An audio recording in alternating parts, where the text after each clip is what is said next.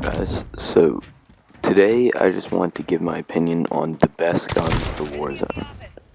Now I know it's overdone a lot, and you've probably already seen plenty of videos of that, but I just want to give my opinion on it.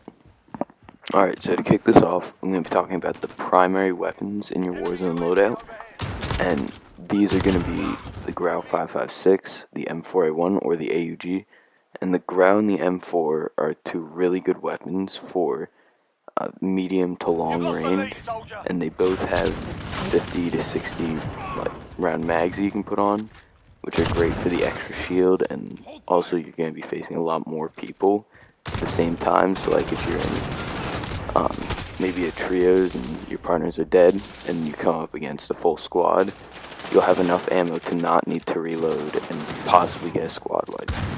Now I'll put up the my builds for them on the screen if you don't need to follow, but I would suggest using the monolithic suppressor on both of them, because that'll keep you off of the map, which is really important in Warzone. So the other primary gun I wanted to bring up is the AUG. Now this is a submachine gun, but it can be used from short to medium and sometimes long range. But the one pretty much requirement if you're going to use this in Warzone is using the 5.56 conversion kit. Now I would suggest to use the 60 round mags because, as I said last time, you'll need more ammo in Warzone because of the shield and if you're coming up against a squad and a solo. So yeah, that definitely helps, but this thing shreds in Warzone.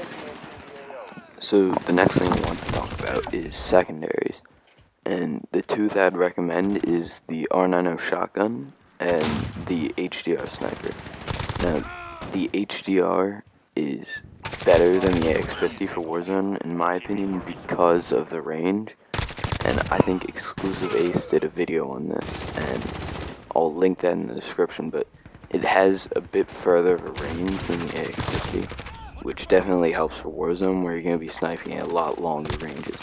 And the R90, you've probably seen some clips in this video, but this thing just shreds, and it's really good. It has a faster time to kill than a lot of other shotguns in Warzone, and it's just all around really good for Warzone.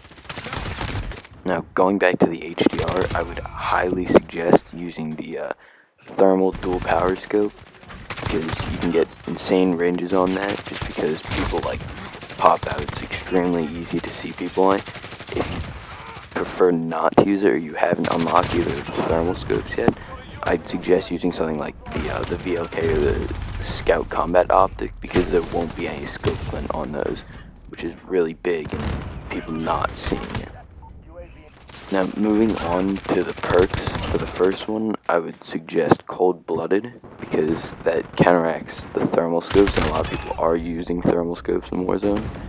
Now, when you have Cold Blooded, it makes it so you don't pop out on the thermal scopes.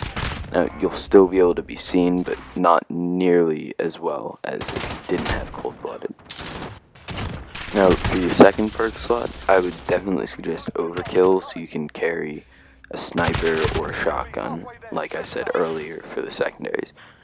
But if somewhere throughout the match there's a free loadout crate, or you have an extra $10,000, I would suggest having a second loadout with Ghost on it, and also keeping Cold Blood, and for the third perk, Shrapnel, and having the same loadout just with a different secondary, and getting that and picking back up your secondary so you have Ghost, which will keep you off UAVs and radars, which is also really helpful.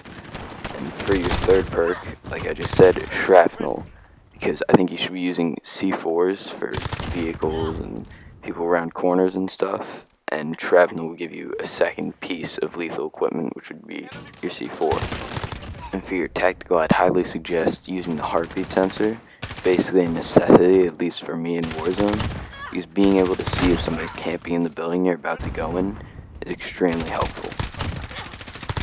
Alright, so that's the end of the video. Thank you for watching. I'd really appreciate if you liked and subscribed.